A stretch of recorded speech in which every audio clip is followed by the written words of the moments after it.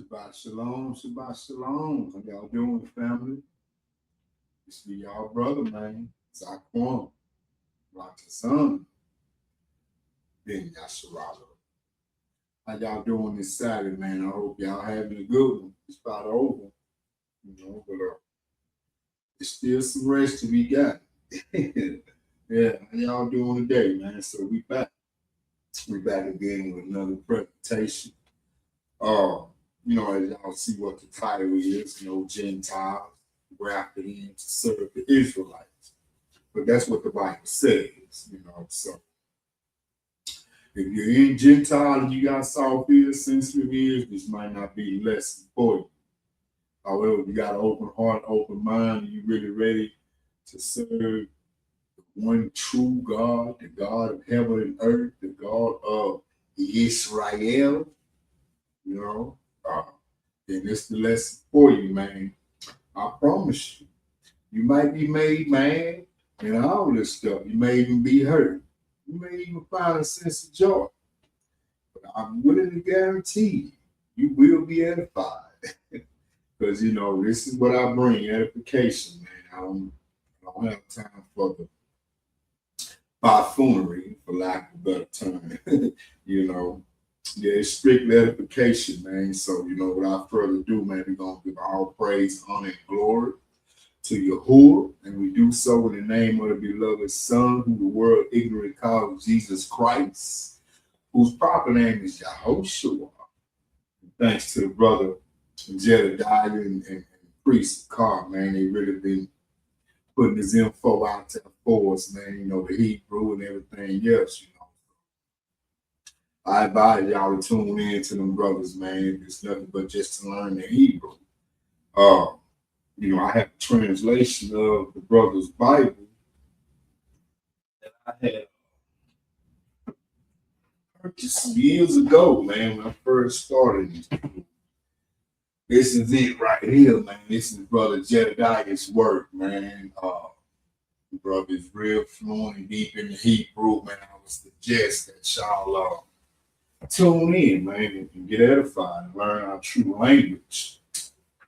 Because you know what?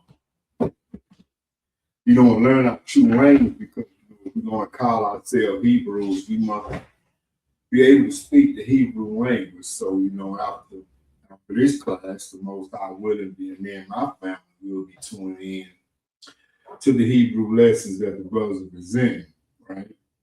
So until the end, though, and without further ado, we're going to get into this presentation. And so let's get this shared up, and we're gonna go through this thing together.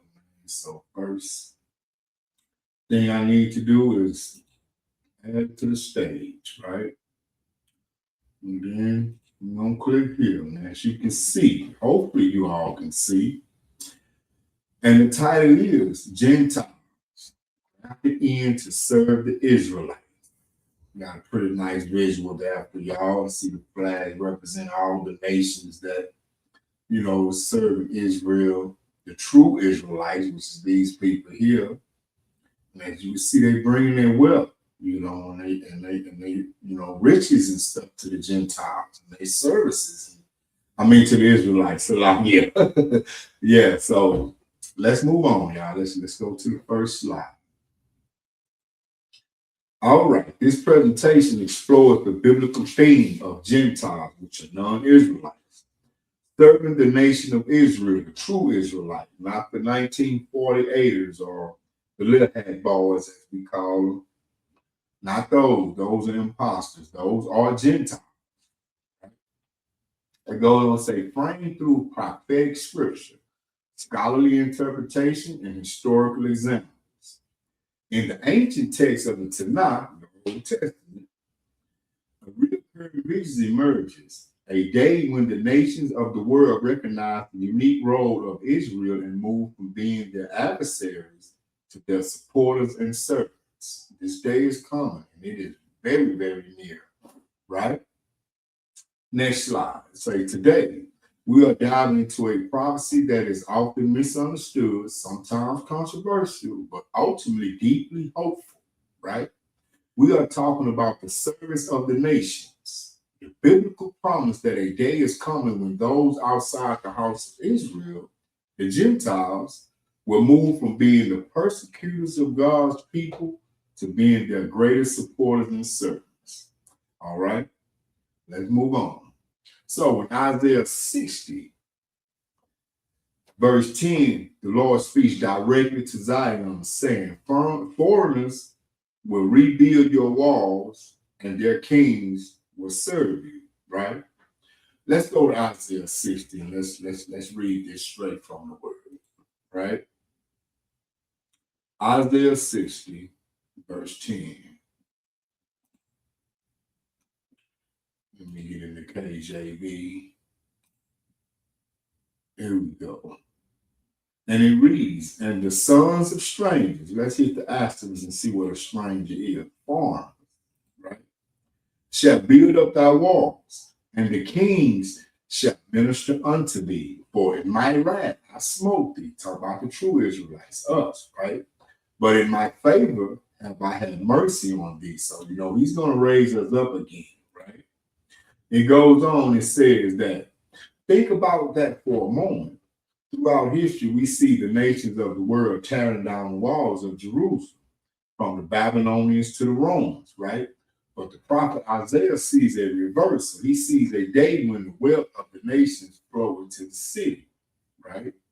Of course, you read the whole chapter, you will see the whole, see this thing in its entirety.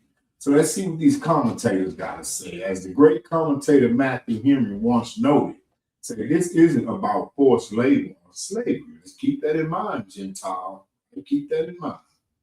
It is about a voluntary submission to the truth, because see, obedience is the highest form of worship, whether you serve in the Most High Yahuwah or you serve His people, right? Either way, it's going to have to be obedience. That's your highest form of worship. Anything shorter than that, you're not serving. Let's say, when the light of God's glory rises upon Israel, in other words, when the Father truly wants you, the awakening is complete and the gathering, has commenced and is taking place, the other nations, they're going to see, man, indeed, that we are really chosen of the Most High, and they're going to cleave to that, right? They really are. They see the presence of the Creator. Their service is an act of worship. That's what your servitude is. This is how you worship the Father. Because remember, in Romans 9, everything's, Paul is saying everything's for the Israelites. The blessings, the curses, everything, office of God, and everything was the promises, is everything was for the Israelites.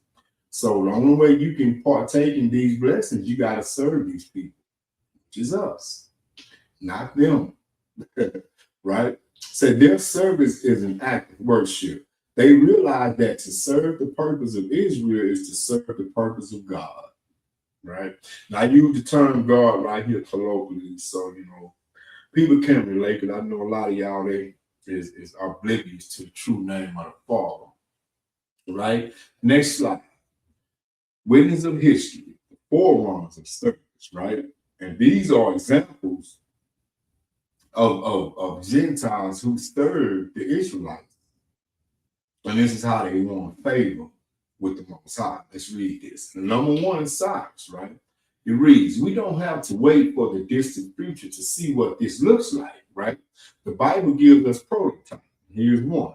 So look at Cyrus the Great. He was a Persian king, a Gentile, whom God called my shepherd and my anointed. You can read this in Isaiah 45, right? So Cyrus didn't just let the Israelites go, he funded their journey, right?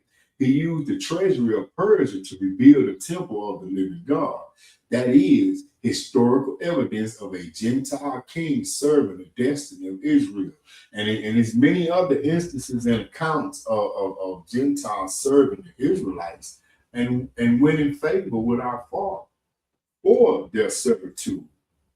So Gentile, I know you think, just because you believe and you say Yahuwah and you interact with it, Israelites in there and stuff like that. But if you're not serving them, man, you out of order.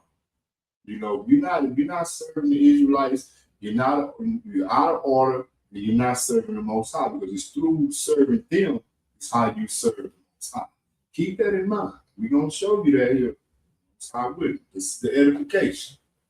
All right, the New Testament reality. A lot of y'all been tricked and made you believe that the Old Testament is obsolete, it's done away with. It ain't no good no more. There's no need for it. Everything was fulfilled when Yahushua was nailed to the cross, as they say, right? So let's read. The New Testament reality, grafted into serve. Now, some might ask, does this change in the New Testament? All right. In Romans 15:27, the Apostle Paul makes a startling claim. He says that if the Gentiles have shared in the Jews' spiritual blessing, like I was just saying, you trying to keep the Sabbath, and you're trying to keep the laws of Yahuwah, and you interacting with the Israelites and stuff like that. You sharing in our blessings, man. You sharing, with us, our inheritance. What our promises and our gifts and so on and so forth. Check out what Paul say though. He say they owe it to the Jews to share with them their material. Read that again. Their material blessings. So you Gentiles that's out there sitting on a bunch of stolen wealth. Let's keep that 100. Well, a lot of y'all did not work for. It was passed down to you, man. And the system that was built by your forefathers made it easy for you to succeed in this society. You know what I'm saying? If you didn't receive an inheritance from the free labor that my ancestors did, your ancestors. Yeah, I know it's harsh, but it's the reality of it, man. A lot of y'all Gentiles, here in this country, you're wealthy, you're well off because of the free labor that your forefather, your great-great-grandfather and grandmother received from my great-great-grandfather and grandmothers. Right? Let's read this again. In Romans chapter 15, verse 27, the Apostle Paul makes a startling claim. He says that if the Gentiles have shared in the Jews' spiritual blessing, they owe it to the Jews to share with them their material blessings. So some of that wealth that you inherited, you might want to turn that over, start turning that over. But there's more ways to serve than just giving your material thing. But this is what Paul is talking about. Your material blessings. These big corporations and businesses and things and acres and acres and acres of stolen land that you stole, now call it yours. You got to get that back. Let's move on. Paul understood a fundamental truth. The Gentiles have been grafted into an Israelite olive tree. Romans chapter 11. The roles of the Gentiles is not to replace Israel. No, you don't replace us. You can't. Most High will not allow it. Right? But check this out. But to support Israel. In other words, you're not coming in here just because you change your way of thinking, you renounced and repented, from the God of this world, and you're taking on the ways of the Israelites now.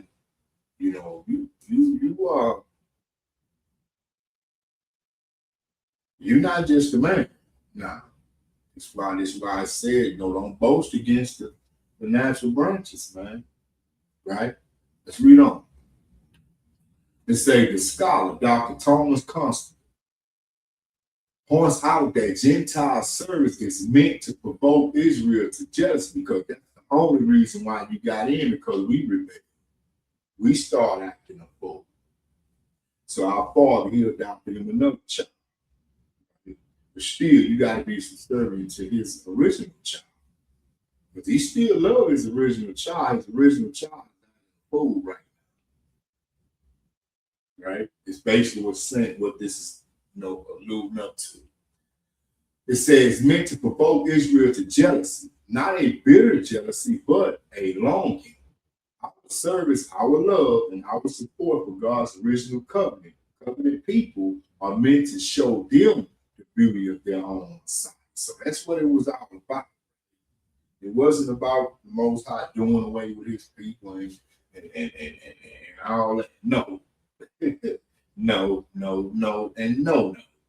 Let's move on. All right, family. That's what this means, family. That not only is the service mishpachah, not only is the service of the Gentiles about submission to hierarchy, it's about alignment, right? They must align with this truth as it is written, right? Because the Most High said that the other nations must serve, right? So when the nation brings their gift, their technology, and their strength to Jerusalem, they are fulfilling Isaiah 56:7. Says, "For my house shall be called a house of prayer." Let's go look at this here in its entirety. Isaiah 56:7.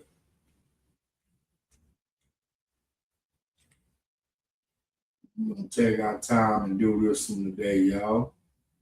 And it starts at 6. Let's read. It says, "Also the sons of the strangers that join themselves to the Lord, and will take on his way, practicing his laws, and so on and so forth, to serve him and to love the name of the Lord, to be his servants, everyone that keepeth the Sabbath from polluting it, and taking hold of my covenant. Say, even them will I bring to my holy mountain, and make them joyful in my house of prayer. Their burnt offerings and their sacrifices shall be accepted upon mine altar. For mine house shall be called an house of prayer for all people," not just Israel. All right, let's get back to the slide. All right, it say they, talking about the Gentiles, they will serve because they will recognize that salvation comes from the Jews. We can find that in John chapter 4:22. Let's go to that. We don't utilize these scripts today, y'all. Of course, I'm always giving script, but in a couple of previous lessons. I mean, I gave scriptural foundations. I didn't really just hit it like I'm going to get it now. This is John 4:22. It says, "Ye worship, ye know not what." We know what we worship, for salvation is of the Jews, right? It's a couple of references to this. So let's go look at it. In Isaiah chapter 2:3, it said, "Many people shall go and say, Come ye, let us go up to the mountain of the Lord, to the house of the God of Jacob." Not our God, the God of Jacob.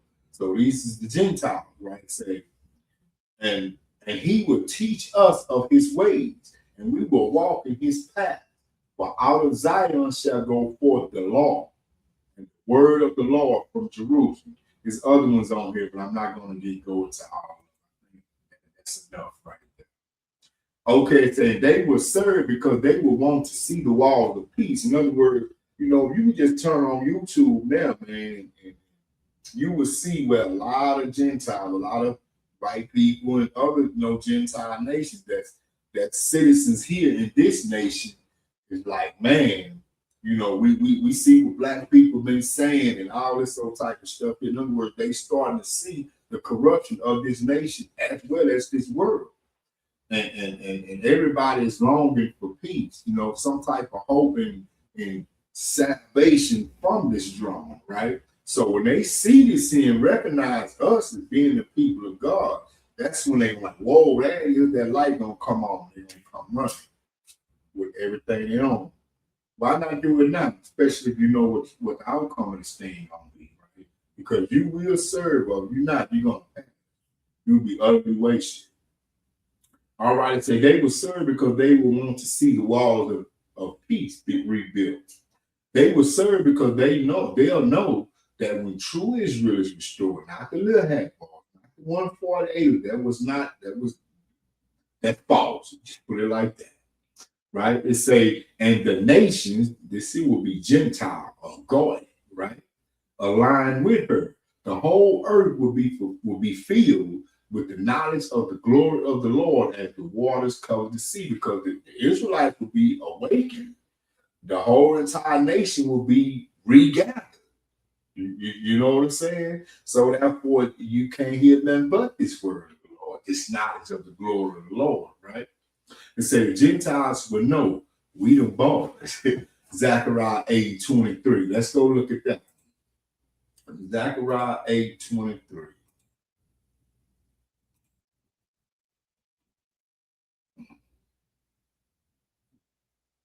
And it reads, thus says the Lord of hosts, in those days it shall come to pass, 10 men shall take hold out of all languages of the nations, right? Even shall take hold of the skirt of him that is a Jew, saying, we will go with you, for we have heard that God is with you. So, this is all throughout the book, old and new, y'all. I'm showing it to you. So let's move on, man. Pay attention, Gentiles. This really kind of for you. I'm trying to give you a real soft Salakia, no father. I'm trying to present this to you, man, in a way to where it just don't slap you so hard, but it's gonna slap you regardless, right? And I'm trying to present it to you in a way to where it don't hurt so bad. Right? You know what I'm saying? Just think of that castor oil your mom used to give. Once you swallow it down, it go in nasty, but when it get down there, it do what it do. It takes away the upset stomach and any other type of ailment that you have, right? So look at it like that. It's that castor oil. It's good going in. It's gonna be lovely going down, right? Say the hands of the nations and the throne of Zion. Today we go further. Right? We're gonna go further this thing today, y'all. I got quite a few slides, but it's not about the number of slides. It's about the edification, the message. You know what I'm saying? The information, right? So say, we don't just look at the fact that Gentiles serve Israel. We look at how and when, right? We must understand the practical call of our lives today and the glorious final fulfillment in the days to come. Practical duty, material service. Here we go. We're back in Romans 15 and 27. The Apostle Paul gives us the blueprint for the New Testament age. He says, for if the Gentiles are sharing the Jews' spiritual blessings, they owe it to the Jews to share with them their material blessings. This is what the book says. This is not what Zaquan is saying. The debt of gratitude. Yeah, you owe us, man. You owe us. According to Legionnaire, I know I'm butchering their name, but this is a ministry, y'all. Check out what they're saying. Say this isn't a debt of legalism, but a debt of love. Every spiritual treasure we hold, these Gentiles, right? The scriptures, the covenants, and our very Savior is a gift that comes through the lineage and labor of Israel. See, so you're not alone out there, Gentile. If you're sitting on the fence and like, man, I know it's the truth. I know I gotta serve you, man. I'm probably the only one now. You got a lot of white people. You got a lot of other nations of people that's not Israel. That's coming to this truth, and they serve in the best way they can, the way they know how. But however, you will be given the blueprint. You're being given the blueprint now. Let's read this again. We're gonna move on. Say this isn't a debt of legalism, but a debt of love. Every spiritual treasure we hold, the scriptures, the covenants, and our very Savior is a gift that came through the lineage and labor of Israel. The tangible support. Paul, he modeled this by organizing a financial collection from the Gentile churches in Macedonia and Achaia, specifically to help the poor among the saints in Jerusalem. So Mr. Pastor out there, that money that you extorting every Sunday from the people, say, man, you're supposed to get that back to the people. You're supposed to help them accordingly to their needs with that money.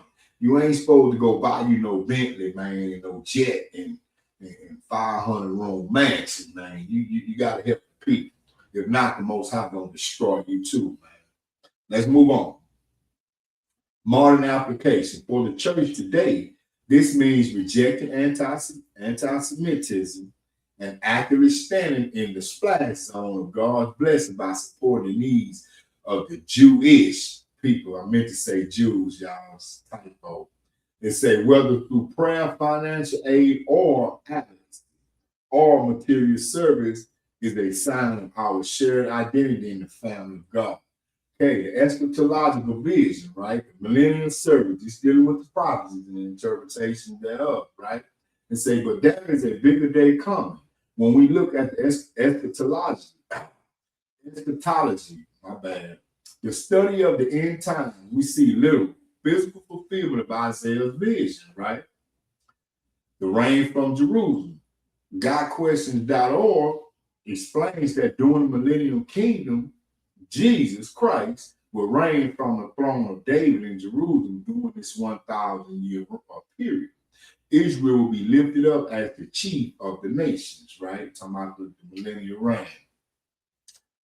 Rebuilding the walls. Okay, as we read in Isaiah 60 earlier in this presentation, the prophet sees foreigners rebuilding our walls and kings leading processions, right, to bring the wealth of the nations into the cities.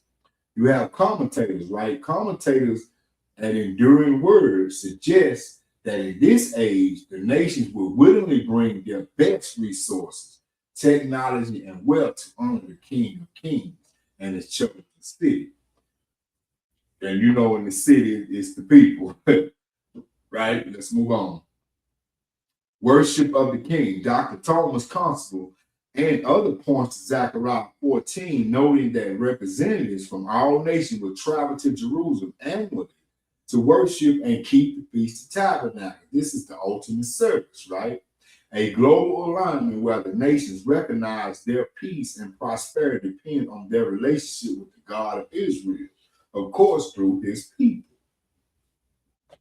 Go back and study Zechariah 14. I think we'll get into some more into it later in this presentation, right?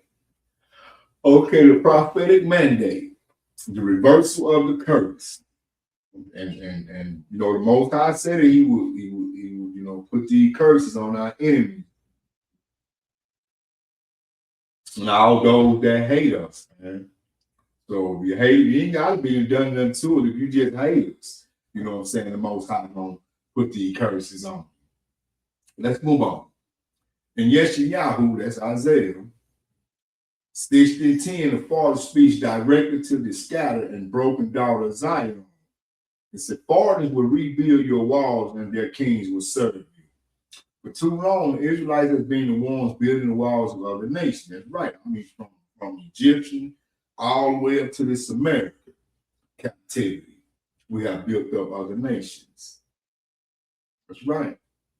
Israel has been through 7 captivities, with the American captivity being the last and final one, which of course we know America is the revised Roman Empire that's fallen, just like his predecessor. So for too long, the Israelites have been the ones building the walls of other nations, from the bricks of Egypt to the infrastructure of the Americas. Our labor has been the bedrock of the world's wealth. But Yahuwah says the cycle is reversed, and of course it is. They feel it. Turn on the TV, you're gonna see it, man. And listen to some of these people. The late Dr. Yosef Ben Yakanam reminded us that the foundations of civilization were laid by the hands of our ancestors. Yeah, man, you can go read something. He got a book I read in 1993 called Africa. It's called Africa, Mother of Western Civilization. Ooh, man, that brother that goes so deep, man. Him and Shay got to be out, man. There was some good reads that I read that 20 years ago, man, 30 years ago. All right, let's move on. Let's say prophecy tells us that the wealth stolen during our captivity will be returned. Right? And Matthew Henry notes in his commentary, this isn't just about labor, it's about the nation acknowledging the true light resides within the Israelites. Of course, this way it said. Say they will bring their wealth not because they are forced, but because they realize that without the God of Israel, they have nothing. So, the historical witness, man, let's get to some historical witnesses on this thing, right?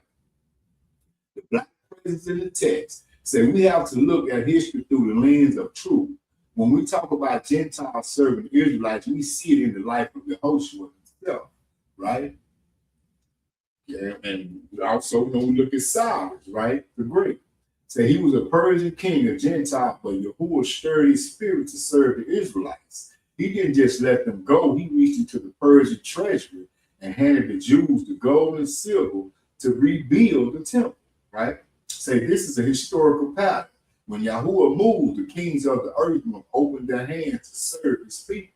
And you're going to see it after these conflicts and stuff like this, because the conflict is happening as well as the awakening of the Most High's people, which was us, the Israelites. As this conflict is going on in the Middle East, remember, he got to purge that land. He got to get all that filth out of that land, man. And how is he going to do it? He's going to do it with these wars. He's going to do it with these wars. So by the time this is complete, the ran its course, the awakening should have been ran its course. Now Israel ready to be gathered and taken into the wilderness, and and we go from there. Most High willing, we get a lesson on that. Man, brothers got lessons out there. Matter of fact, I watched one from Deacon last night. Man, the brother breaks it down, man. Y'all might want to go check that out, man. Quit sleeping on that brother. Quit hating on him because of what he used to do, man. Look at what he's doing now. We was all wrong at some point. A lot of us still wrong now. Hell, I might be wrong on some things, but that ain't no reason to condemn him, brother, especially when he put jewels after jewels after jewels out there. So anyway, let's move on, man. It goes on to say, let me read that again. Say, look at Cyrus the Great. He was a Persian king, a Gentile, but Yahuwah stirred his spirit to serve the Israelites. He didn't just let them go. He reached into the Persian treasury and handed the Jews the gold and silver to rebuild the temple. This is the historical pattern. When Yahuwah moved, the kings of the earth must open their hands to serve his people. And of course, eschatological restoration, millennial reign. So now, let's look at where this is going. We are moving toward the kingdom of Yahuwah, where Yehoshua will sit upon the throne of his father David. Okay. The death of the nations. Romans 15:27, man, say, Father, and I'm going to keep dropping it in here because this here has to hit home. This is the part that y'all are forgetting, Gentiles. Y'all sitting up with all this stolen wealth, man, and then not only that, y'all accepting the Father and his law, y'all hating his people. And expect, don't you know when y'all get, if you made it to the kingdom, let's just say you got it all. When you get to the kingdom, what you think you're going to see? When your hopes come, what you think you're going to see? You're going to see a so-called black man. So you need to get that hate out of you right now. That should be the main thing you should be doing if you got that hate in you like that, Gentile. Stop hating God's people because you can't hate his son and his daughters and love him. You think I'm going to embrace someone that hate my son? No. You hate my son, okay, I hate you. So, let's work on that, Gentile. The death of the nation. In Romans 15:27, the Apostle Paul, Hebrew of Hebrews, right, reminds the Gentiles that they are debtors. Man, y'all in debt. Y'all in debt with us, right? He said if they have shared in the spiritual things of the Jews, they owe it to serve them in the material things. Owe that. And here it is again. They were pleased to do. In other words, these Gentiles, they wanted to do. They understood, right? They understood what it was, right? And indeed, in other words, indeed means your action to do something, right? You did, right?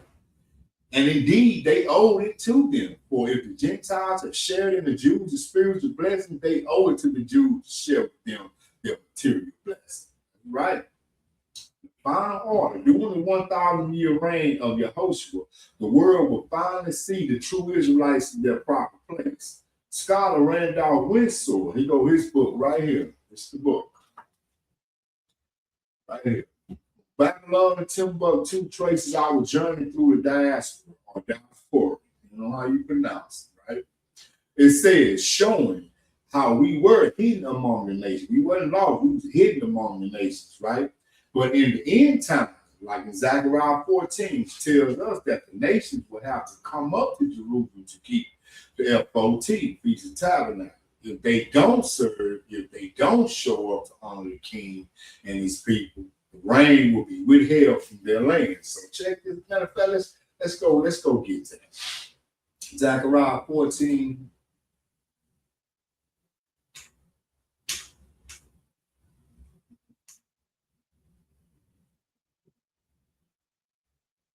Oh, 12. My bad, y'all. There we go.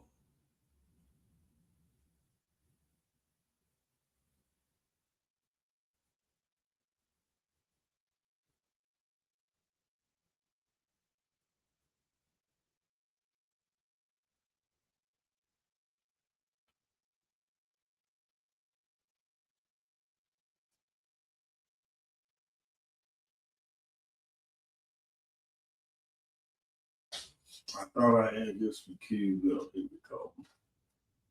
Right here, 16 and 17.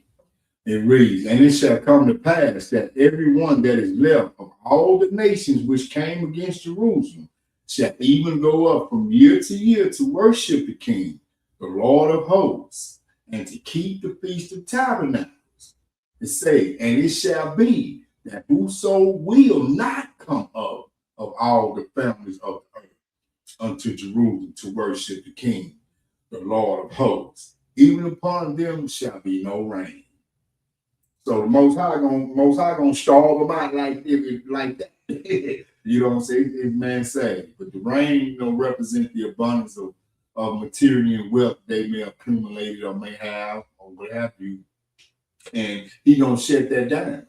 And we shut that down, then if rain don't come, ain't nothing gonna grow. So if don't nothing grow, we can't eat, right?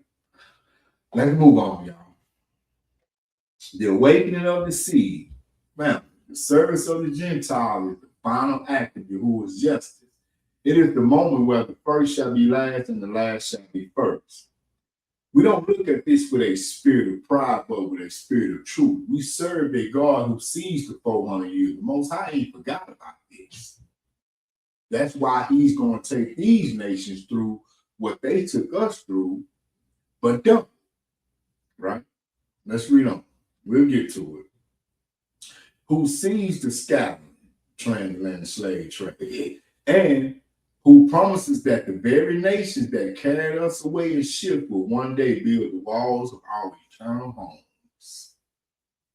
When you see the nations beginning to recognize the true identity of the Israelites, know that the return of Yehoshua is at the door. The wealth of the nations is moving. The hearts are turning, and the king is coming to put all things in order. Rightfully so. So, family, we are standing in a moment of profound revelation. For too long, the true identity of the Israelites has been hidden under the dust of history. But Yahuwah is blowing the trumpet of awakening. Today, we look at the word, the history, and the very face of our ancestors to understand the divine order of the kingdom to come. Right? So we go some testimonies, some visual testimonies, the faces of the covenant, right? Covenant people, the synagogue of Dora Europos. I guess that's a national museum in Damascus. You might can't see it. Let me see that I zoom it up for y'all. As y'all can see, this some paintings on the walls. And the images of the people are black. The Israelites are black. You know what I'm saying? I got some better ones coming up. I'm just showing y'all. Okay, the Black Madonna. As y'all know, this has been a religious, or what they call a religious relic, right? Black. This is an ancient image. This is not some modern, right? And again, at the synagogue of Dura Europos, right? Academy. Israelites. All depicted as black. Look at that. They go to temple. Then here we go, retelling the story of Moses at Dura Europos synagogue. It's not that clear, but I know y'all can still see that the images are black. You can go look it up yourself. I'm gonna share this PDF with y'all. Y'all can download Go check it out yourself. It's the earliest images of Jesus Christ, as they call him. Show him to be a black man. It's a brother. Look at the fro. But you can tell this is an ancient or old painting, man. Look at it. Sitting on King David's throne. Let's move on, people. All right. We don't have to guess what the children of Zion look like. You really don't. And sure don't like the little hat ball, right? The ancient world left us the receipts, man. The frescoes of the Dura Europa synagogue to the early Byzantine icons. The original images show a people of color, a melanated seed. As the scholar Rudolph Windsor meticulously documents, and from Babylon to Timbuktu, the Israelites migrated to West and North Africa, following the Roman destruction of Jerusalem, right? In AD 70, we were not lost, we were scattered, right? Exactly as Yahuwah promised would happen if we turned from the Torah, right? And of course, we go to Isaiah 60. This is where we see a lot of end time stuff. But let's look at these Hebrew words right here, right? In Isaiah 60, say the nation will serve you. We must look at the Hebrew. Okay, the word for serve is abad, right? And this is the root for service or labor, right? It's the same word used for the service in the temple, abad, okay, shakah. Is often translated as bow down. It implies a deep recognition of authority. So these were the words that's used in Isaiah 60, right? When he's talking about the Gentiles, bowing to, and serving the Israelites. Salah. Right? This isn't about the bitter bondage we experienced in the diaspora. This is about a divine realignment. The nation was served by bringing in resources to help the Israelites fulfill their priestly role. As Dr. Kane Hope failed to emphasize in his work on the black presence in the Bible, the Israelites were always meant to be Salaki, was always meant to be the light to the Gentiles. The service of the nations is their way of acknowledging the source of their light. That's right. Just like, in this truth, how do we show the Most High we love him? By keeping his commandments. If I don't do what he say, how am I supposed? Because I can't call him and say, hey, man, I love you. I can't send him a letter, hey, Father, I love you. I got to keep his commandments. And when I keep his commandments, then he don't look at me and see, okay, my son love me. He doing what I say. Simple, man. Simple. All right, eschatological kingdom, Yahushua's throne. Okay, the prophet Zechariah gives us the end game. In the millennial reign, Yahushua, the Lion of the tribe of Judah, will rule with a rod of iron. Revelation 12:5. Let's go read that.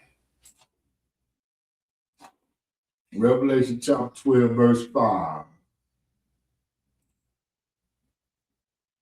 And it reads, and she brought, let me just start from 3 and give y'all some context. And there appeared another wonder in heaven. Behold, a great red dragon, having 7 heads and 10 horns. Deacon was breaking this down last night in his presentation. It said 7 crowns upon his heads, and his tail drew the 3rd part of the stars of heaven, and did cast them to the earth. And the dragon stood before the woman, which was ready to be delivered, or to devour her child as soon as it was born. We know when Hamashiach was first born, who was trying to kill him? The Romans, Herod, the Edomites, they were trying to kill him, right? So this is what this is talking about. Check it out. Verse 5, here's the point. It says, she brought forth a man child. Of course, the woman represents Israel, the Israelites, right? Who was to rule all nations with a rod of iron. And her child was caught up unto God and to his throne. So, as we can see, this rulership that's coming it's going to be with a rod of iron. It's going to be no nonsense. Just like Hamashiach was an austere man when he was here walking the earth as a lamb, he's going to be more austere when he come back and be that lion, conqueror. Let's read on. The reverse of the very nations that historically forced the Israelites into servitude will now use their strength to build the temple and the walls of Jerusalem. Isaiah 60 and 10. The law of the king. If a nation refuses to serve or come up to worship the king during the Feast of Tabernacles, Yahuwah would hold the rain. I just shared that with you. I got another script I want to share with y'all too, because not only is he gonna not only is he gonna withhold the rain, there's gonna be some utter destruction too, man.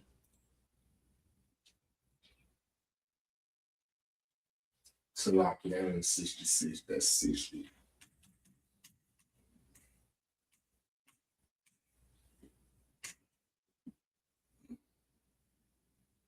16:12. Say, for the nation and kingdom that will not serve thee, the thee is the Israelite, Christ, right? Shall perish. Perish means to be unalive, to die, right? Yet those nations shall be utterly wasted, ruined. So as we can see, the Most High is not playing about, these other nations serving his people, right? Say this is the ultimate justice, which it is, because the servitude that we went through for 400 years or better, ain't nobody paid for that. Ain't no justice been about. They don't even want to give us reparations, man. They don't even want to give us. They don't even want to wipe our debts and stuff like that. They don't even want to let us just, man, we're gonna give them a little plot of land, man, build us some houses, man, and give them everything they need, man. They don't even want to do that. You know what I'm saying? That's why the Most High say he's gonna destroy them for those who don't serve. Anyway, it read on, say, this is the ultimate justice. Say, the last have finally become first. We serve a king who remembers the 400 years, who remembers the ships, and who's coming back to gather his melanated jewels from the four corners of the earth. Isaiah chapter 11, verse 12. Let's go get that. Oh, that's going to take too long. I'm going to pull it up like this. Isaiah 11 and 12. And it reads, and it shall come to pass in that day that the Lord shall set his hand again the second time to recover the remnant of his people, which shall be left from Assyria and from Egypt and from Pathros and from Cush and from Elam and from Shinar and from Hamath and from the isles of the sea. All these nations right here you're talking about, Africa, the so-called Middle and Far East, over here in America, that this is in comparison, all that, right? Because the isles of the sea is over here. The islands of the sea is over here, right? The coastline, right? And it goes on saying, he shall set up an ensign. In other words, these people, we're going to be an example, right? Set an ensign for the nation and shall assemble the outcasts of Israel and gather the dispersed of Judah from the four corners of the earth. Let's move on. All right. Israelite migration. Jerusalem to West Africa. 87, y'all, was the 17th century. Say, following the Roman destruction of the Second Temple in 70 AD and the subsequent Bar Kokhba revolt of 132 to 135 AD, thousands of Jews and Israelites fled Jerusalem to escape massacre and Roman slavery. You have, man, this is not it, man. You can go pull this up on Google. This is all kind of old news for this history. But the new news, so to speak, is that a lot of people claim they don't know where these people went in AD 70, during this time when they was fleeing from Rome. They went into Africa, man. They had different migration patterns, right? Check this out. Okay, the South was flighting to Egypt, right? Many initially moved into the neighboring Alexandria and other Egyptian cities, right? Here go one now. This is where they started from, right here. This is where they started from. You're down up into Egypt, coming into the interior, almost into the central. You still consider north up here in North Africa. And eventually settled on the west coast here.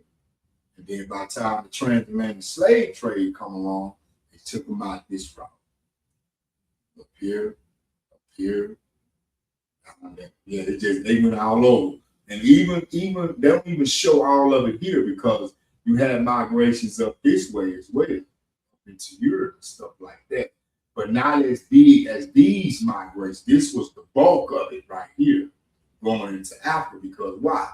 The Israelites look like Africans. In other words, Israelites are Shemites, Africans are Hamites. They look just alike. That's why when you look down through Israelite history, as far back as to Abraham, you know what I'm saying? They passed for Egyptians or mingled or blended in with the Egyptians. Just like when Yahushua was born. And then they was trying to kill him. And then something happened around about like he was 12 years old, had to flee again. Guess where he went? To blend in with the Egyptians. You know, if he was a white boy, man, he wouldn't be able to blend in with all the brothers. Straight up, he'd have been immediately identified. Right? Let's move on. Okay, here's a kind of abstract of the fun. It is. Up on West Coast out. Got a couple more. See, they went out up into Egypt. Some went straight through Egypt, through Gad, up into Niger, some up into Libya. And then, you even had them up like here in Mali, Mauritania. Because see, when let's say it was like in 1491, the Jews was expelled from Spain, which would be up in this area, right? The mountains up here. And they was brought along like this and settled onto the coast of West Africa, as well as what they call St. Thomas Islands or Sao Tome. I think that's how you say it. But yeah, and they settled into the west coast of Africa. And by the time the transatlantic slave trade came on, boom, they came right here and got those particular people. They knew who we were, right? Okay, the trans-Saharan migration over centuries. These exiles migrated across North Africa into regions like Mauritania, like I was showing. See, this Mauritania, they came like this. See, it's showing the arrows short as they was going west, northwest, or due west, but northwest would be like this. So they went due west here, then kind of southwest. You also had a migrating, northwest, like you said, around into Mauritania, Mali, even in some places of Tunisia, Libya, Morocco, and stuff like that. Right? Let's move on. Okay, the settlement into West Africa. Scholars like Randolph Winsor and Dr. Joseph Ben Yakina. Also, here's a white scholar right here. A lot of y'all may be familiar with this book. It's called Hebrewism of West Africa. And this is written by Joseph J. Williams. This is the white guy. He kind of got a little biasness up in it, but he can't smother the truth out. It's that we really tell the truth in most of it, but a lot of it. But y'all check those books out. Anyway, it goes on to say, argue that these groups eventually settled in West African regions such as Mali, Nigeria, and the slave coast. Historical maps like the 1747 Emmanuel Bowen map even designate areas in the slave coast as Judah or Weta, which these words mean the same thing. It's just that this is a corruption of this word, and this word is a corruption of the original word. It all mean the same people, man. People try to make it, they wrote the wrong thing, I ain't gonna, don't want to admit the fact that this where, the Jews settled at. And these are the people that were brought over here. And these are the people that we come from. So they make us Jews. Let's move on. Transatlantic slave trade, Middle Passage. Say the migration ended in a tragic transformation as millions were captured and forced onto ships to the Americas. The triangular trade route. This system connected three major points, which were Africa, Europe, and the Americas, right? Check it out. Say from Europe to Africa, ships brought manufactured goods, clothing, firearms right to the West African coast. This is what they traded, our people for, trade for our people with. All right, from Africa to the Americas, the Middle Passage. Enslaved Israelites and other Africans were shipped across the Atlantic. Approximately 12.5 million people were transported between 1525 and 1866. That's what's documented. Yep, that's what's documented. I'm not getting in the chill. This boy, he ain't that calm. Anyway, you read on, say, the Americas to Europe. Ships were returned with raw materials like sugar, tobacco, cotton, which was produced by slave labor. Israelites, us, right? The major ports, of course, the major ports we know along the Gold Coast. Say captives were funneled through coastal ports along the Gold Coast, Bight of Benin and the Bight of Biafra, before being sent to destinations like Brazil, the Caribbean, North America. They got one, it's called Coast of Gold or something like that. They call the Doors of No Return. We had a lot of these what they call slave dungeons, or like in these sports where once they go through them doors, that's where they load them up on the ships at, and sent them on, man. Here we go, right here. It's the trade routes. Y'all get a good look at that. Look at that. Look at all these people, man. And this is where they went. This is where they took them to. Uh-oh, my bad. All right, y'all. Let's move on. The final ship, the cup of trimming, and the return of the seed, man. All right, family. We must understand that the wars and rumors of wars we see today are not random. They are the birth pain described by Yahushua in Matthew 24. The current conflict in the Middle East is the physical manifestation of a spiritual war that has lasted for millennia. Number one, Jerusalem, the cup of trimming. The prophet Zechariah in chapter 12, verse 2 through 3 declared that in the last days, Yahuwah will make Jerusalem a cup of trembling and a burdensome stone for all the nations of the earth. I think I touched on this in the previous lessons a couple of weeks ago, where I spoke about the burdensome stone. That basically means that this kingdom to come, it will last forever. It won't be moved. Right? All right. Second bullet point, the conflict. As scholars like Dr. Yosef Ben Yachanan and Rudolph Windsor have noted, the displacement of the true Israelites left a vacuum. Today, the world is fighting over the land while the true heirs, the scattered seed, are beginning to wake up in the lands of their captivity, which is Baruch chapter 2, verses 30 through 34. Let's go get that. We're going to have to go in the Apocrypha for this one and put it up real quick. Take on, y'all.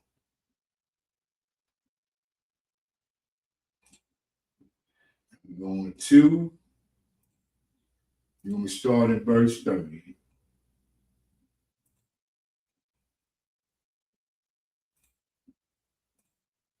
All right, I hope everybody can see it. Say, for I knew, this is Baruch in the Apocrypha, chapter 2, verse 30. Say, for I knew that they would not hear me, because it is a stiff-necked people. That's us. Man, we so hard-headed. For real. Right? And say, but in the land of their captivities, they shall remember themselves. Yeah, like me, I remember. You know what I'm saying? Right? 31. And shall know that I am the Lord their God. So I know who my God is now. For I will give them an heart, in other words, a mind, right? And ears to hear, understanding. That's what this means right here. And they shall praise me in the land of their captivity. We ain't been back to where they took us from. This is the land of our captivity. I don't care how much of a citizen you think you are. You still in the land of your captors, right? Say, and think upon my name. No, remember, right? Say, and return from their stiffness. Stop being hard-headed. You know the Lord say don't eat that pork, so stop eating it. You know the Lord say stop fornicating with that man's wife, man. I'll let it. He gonna kill you. Stop doing it. Stop being hard-headed. Do what he say. He say don't eat the pork, don't eat it. He say rest on the Sabbath, rest. If that white man tell you to stop at that stop sign, you're going to stop. Even when he ain't looking. It could be in the wee hours, 3 o'clock in the morning, ain't nobody on the road. Nobody.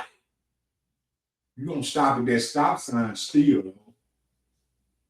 Gotta have that same concept and that same approach with the Father, man. And what he said, that's what we mean. Gotta turn from that stiff neck, and return from their stiff neck and from their wicked deeds. For they shall remember the way of their fathers, which sinned before their Lord, the Lord, Salakia.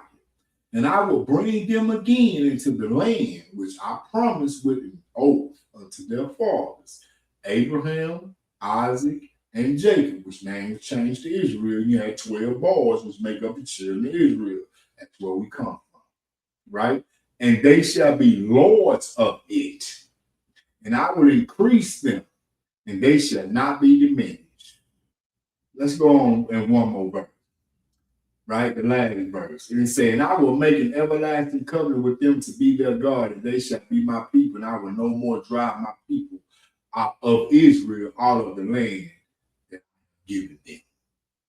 So, and y'all know that ain't happened yet. So it's bound to happen. It's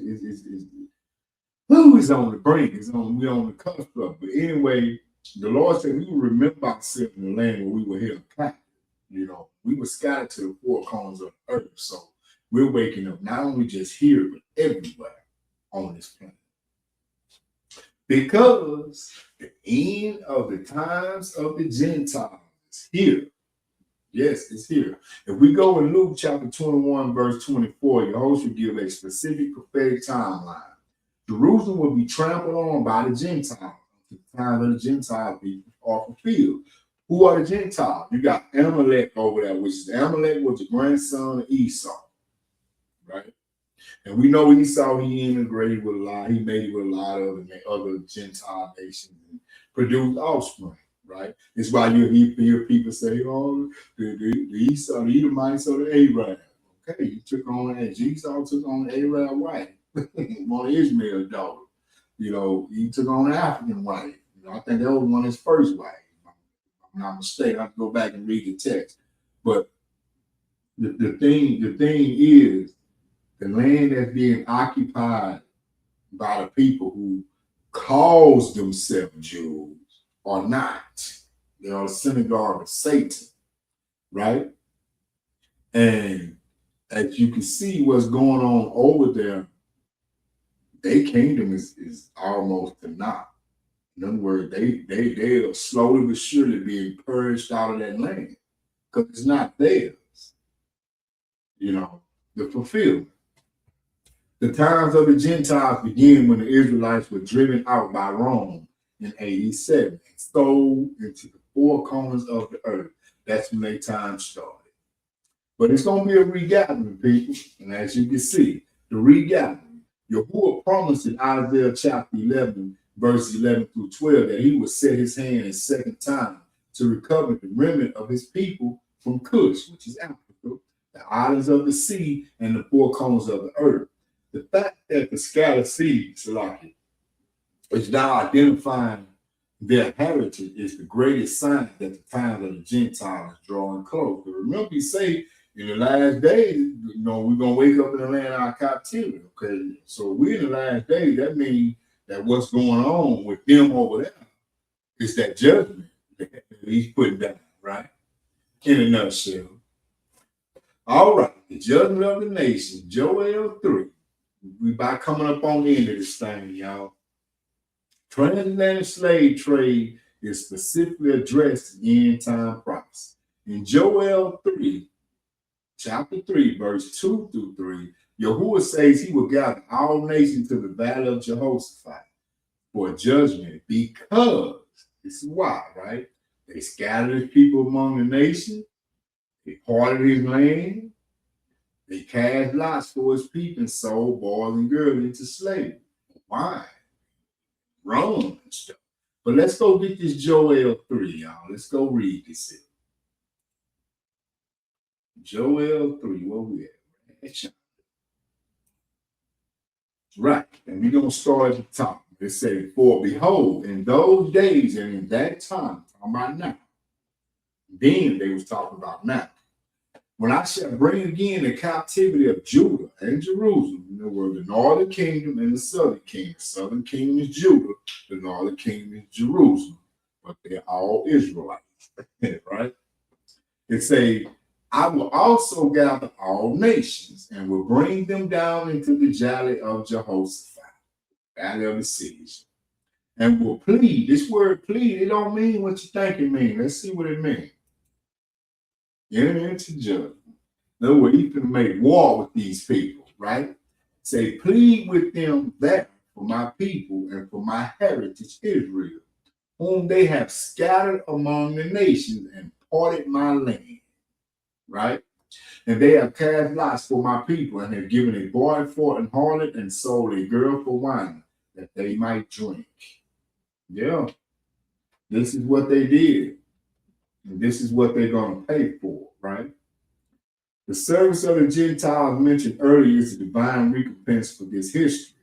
Those who took the whole captivity, which we figured would go to Amos 1 and 6, we'll get that in a second here, will face the justice of Yahuwah. Let's go there. Move to Amos 6 and 1. Move that order. Amos 1 and 6. I'm tripping. I'm talking about 6. But I got it. Amos 1 and 6. Lucky, y'all. My mind's starting where I am. Say, thus saith the Lord, for 3 transgressions of God, and for 4 will I not turn away the punishment thereof, because they carried away captive the whole captivity, the whole entire captivity, to deliver them up to, guess who?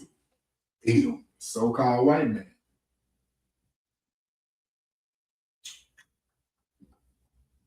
Yep.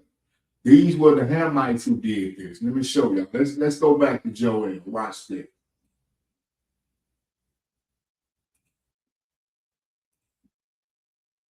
And we're going to go to verse 4. Check out what it says. It says, yea, and what have you to do with me, O Tyre and Zidon? Let's see who Tyre is. Let's click this. We got a reference. Now, we're gonna take it back. We're going to go to Genesis. But let me read this, and we'll go see who they were. We know they was related to Ham and Cush, so we're not going to do that. We don't really have time. But I'm going to read the verse. Say, yeah, and what have ye to do with me, O Tyre? These are African tribes, Hamite tribe, and Zion, and all the coast of Palestine, or Philistia, right? Will ye render me a recompense? And if ye recompense me swiftly and speedily, will I return your recompense upon your own head? Because ye have taken my silver and my gold, and have carried into your temples my godly pleasant things, right? You go and we say, the children, see who the children are, people of, right? The children also of Judah and the children of Jerusalem, southern and northern kingdom, have ye sold. That's the whole captivity, the whole house, right? Unto the Grecians, the white man, right? That ye might remove them far from their borders. And that's just what happened. Bible, a true book, man. You get taught to us by liars, right? Let's move on. The Lion Awakening, the migration from Jerusalem to West Africa and the slave ships to the Americas was the scattering. The current global shaking is the awakening. In other words, the conflicts that's going on now, that same conflict is the awakening going on. The awakening going on, right? Read on the second book and say, when the true Israelites, not the little boys, the melanated seed scattered to the 4 corners, 4 winds, finally cry out to Yahuwah in truth, the banner of the nation, the word, the ensign, the example, right, of the nations will be raised. The wealth of the nations will flow to Zion, and the walls will be rebuilt by those who once tore them down. The host will reign in righteousness. Okay, we got a bold print here, y'all. This is call to action. This is what we must do in these times, man. Let's get right with it. First, we got to prepare ourselves, right? For the king of the Jews is at the door. In other words, Yahushua is at the door, man. Right? As the scattered seed begins to wake up in the lands of their captivity, the call of Yahuwah is not just to remember who you are, but to return to the path that he set. But what is the path? The law, the commandments and statutes, the righteous acts. This is a call to deep practical alignment with the Torah as the blueprint for our life in these end times. Number one, Torah mandate. Return to the ancient path. The core of our return is shul or shav, depending on, which means to turn back, is where you get the word repent from, right? According to Deuteronomy chapter 31, 1 through 3, the final restoration of the Israelites only occurs after we call to mind the blessings and the curses and return to Yahuwah with all our heart, right? That's our mind. Our mind going to constantly be on his laws, commandments, and statutes, right? And the faith, of course, in Yahuwah, Yahushua, right? It say the weight of the 613 laws. While the world says the law is done away with, Hebrew Israelite scholars like Yahuda, Ben Yisrael, emphasize that the Torah is our culture and our government. That's right. Just when Christ returned and everything is said and done, what you think our Constitution is going to be? It's going to be those laws, commandments, statutes. Even though they're going to be written in our hearts and our minds.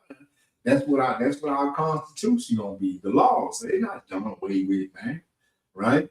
It goes on saying, these last days we must move beyond Sunday morning faith and adopt the 613 mitzvah, which is commandments that define a set-apart life. Number one, Shabbat or Sabbath. The primary sign between Yahuwah and the Israelites is the Sabbath. We find this in Exodus 31 and 13. Scholars like Rudolph Winsor highlight that our ancestors in West Africa kept the 7-day rest long before colonial contact, right? Returning to the 7-day Sabbath is the first step in exiting the system of Babylon and re-entering into the covenant. That's right, because Babylon tell you the Sabbath is Sunday. The Lord's Day is Sunday, the first day of the week. But the Lord himself says the 7th day of the week. Let's move on.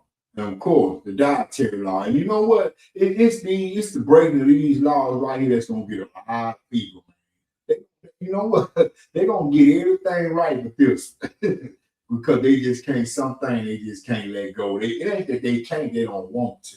Check this out. The dietary law, kashrut, right? In Isaiah 66 and 7, the prophet warns that at the coming of the king, those found eating swine's flesh, that's pepperoni, bacon, hog maws, chitlins, whatever that's made of or from the pig, that's swine, because the pig is swine, right? Will be consumed, right? Returning to a kosher diet isn't just about health, it's about spiritual purity and obedience to specific dietary boundaries set in Leviticus 11. Let's go to Isaiah 66 and 17, people. I know a lot of y'all Christians don't even know this in here.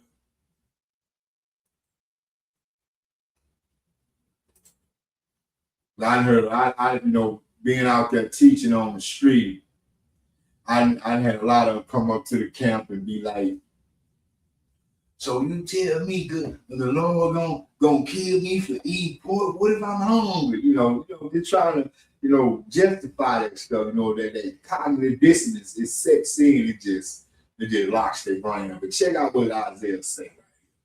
Say, they that sanctify themselves, Christian church, and purify themselves in the gardens behind one tree in the midst, eating swine's flesh, and the abomination and the mouse shall be consumed together, saith the Lord. You're gonna be all these abominable things. You're gonna be consumed for evil. Let's get some content. Let's go up to 15. Right? We say, for behold, the Lord will come with fire. In other words, destruction, war, right? And with his chariots like a whirlwind to render his anger and fear, and his rebuke with flames of fire. For by fire and by his sword will the Lord plead with all flesh. Not just some, but all flesh. And the slain of the Lord shall be many. Just that should make you want to like, hold on, this plan of the law gonna be many, man. Let me see if I'm amongst that many. Start re-examining and reevaluating stuff. But anyway, these dietary laws, they're still standing. And we must go by. Let's move on. The Moedim, right? Rehearsing the king. Say rehearsal for the millennium, right? Prophetic scholars argue that we must practice the feast of Yahuwah now. When we get in the kingdom, but now, for you Israelites who say we ain't supposed to keep no law because we in captivity, no, it's now, right? Because Yahushua would enforce them during this 1,000-year reign. If the nation would be required to come to Jerusalem for a feast of tabernacles, which is Sukkot, then we should be leading the way today. In other words, we got to know the moment we wake up and understand what's happening, we become that insight, that example, right? That light to the Gentiles. And we must show them that what must be done by our actions, doing what we know what must be done. So yes, it's not whenever it all happens.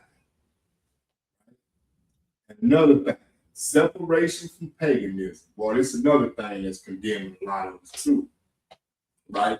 Say a critical part of the call is to purge the names of false gods and holidays,